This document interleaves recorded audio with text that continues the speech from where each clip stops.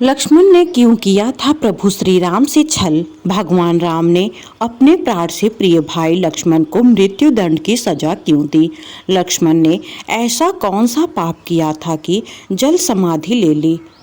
कौन सी गलती की लक्ष्मण ने की भगवान राम ने दी ये सजा मौत? दोस्तों, यह तो जानते ही होंगे कि भगवान राम के 3 भाई थे। तीनों भाइयों में राम के सबसे प्रिय थे लक्ष्मण।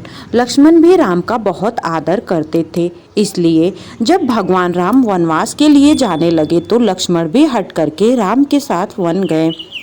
लक्ष्मण ने हर सुख दुख में भगवान राम का साथ दिया।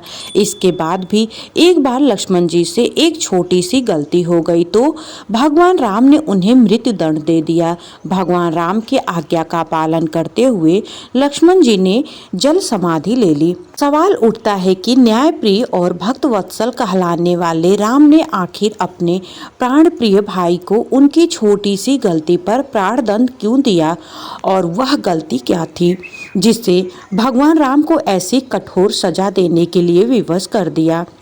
दोस्तों, अगर आप मेरे चैनल पर नए हैं तो कृपया करके चैनल को सब्सक्राइब कर ले ताकि मैं आपको ऐसे ही जानकारियां देती रहूं। यमराज यह जानते थे कि भगवान की इच्छा के बिना भगवान न तो स्वयं शरीर का त्याग करेंगे और न शेषनाग के अंशावतार लक्ष्मण जी।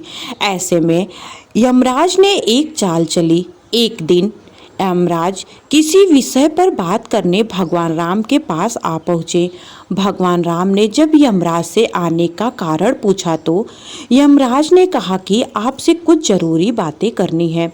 भगवान राम यमराज को अपने कक्ष में ले गए। यमराज ने कहा कि मैं चाहता हूं कि जब तक मेरी और आपकी बात हो उस बीच कोई इस कक्ष में नहीं आए। यमराज ने अपनी बात को आगे बढ़ाते हुए कहा कि अगर कोई बीच में आ जाता है तो आप उसे मृत्यु दंड देंगे। भगवान राम ने यमराज की बात मान ली और यह सोचकर कि लक्ष्मण उनके सबसे आज्ञाकारी हैं, इसलिए उन्होंने लक्ष्मण जी को पहरे पर बैठा दिया। लक्ष्मण जी ने कहा कि भगवान राम अभी यमराज के साथ विशेष चर्चा कर रहे हैं। भगवान की आज्ञा है कि जब तक उनकी बात समाप्त नहीं हो जाए कोई उनके कक्ष में नहीं आए, इसलिए आपसे अनुरोध है कि आप कुछ समय प्रतीक्षा कर ले। ऋषि दुर्वासा लक्ष्मण जी की बातों से क्रोधित हो गए और कहा कि अभी जाकर राम से कहो कि मैं उनसे मिलना चाहता हूँ, अन्यथा मैं पूरी अयोध्या को नष्ट होने का शाप दे दूंगा। लक्ष्मण जी ने सोचा कि उनके प्राणों से अधिक महत्व उनके राज्य और उसकी जनता का है, इसलिए अपने प्राणों का मुँह छोड़कर लक्ष्मण जी भगवान राम के कक्ष में चले गए। भगवान राम लक्ष्मण को सामने देखकर हैरान और परेशान हो गए।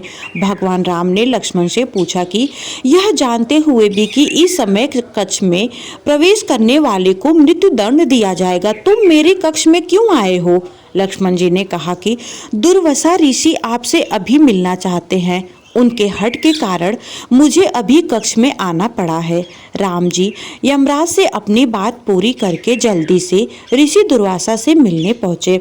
यमराज अपनी चाल में सफल हो चुके थे। राम जी से यमराज ने कहा कि आप अपने वचन के अनुसार लक्ष्मण जी को मृत्यु दंड दीजिए। भगवान राम अपने वचन से मजबूर थे। राम जी भी सोच में थे कि अपने प्राणों से प्रिय भाई को कैसे मृत्यु दंड दिया जाए।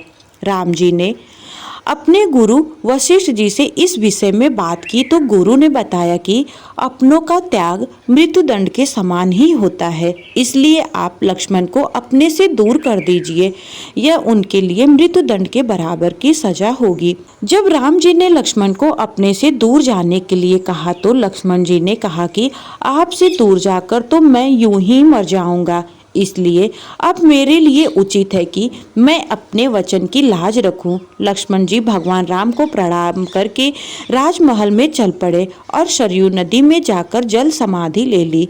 इस तरह राम और लक्ष्मण दोनों ने अपने अपने वचनों और कर्तव्यों का पालन किया। इसलिए कहते हैं रघुकुल रीति सदा चली आई, प्राण जाए पर वचन न जाए। तो आपको मेरी ये जानकारी कैसी लगी और इससे जुड़े अगर आपको कोई भी सवाल करना हो तो आप कमेंट में लिखकर जरूर बताएं। धन्यवाद।